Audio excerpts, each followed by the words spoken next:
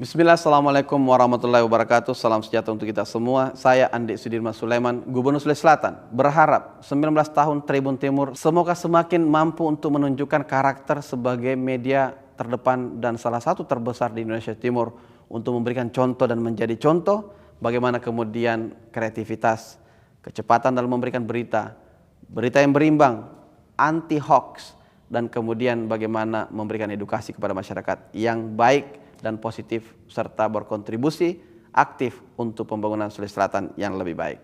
Tentu ini harapan kami dan bagaimana kemudian Tribun semakin baik dalam memunculkan berita-berita yang tentu memberikan peluang-peluang terbaik bagi pemulihan ekonomi dan juga dalam masa transisi pemulihan ekonomi dan pandemi COVID-19 saat ini.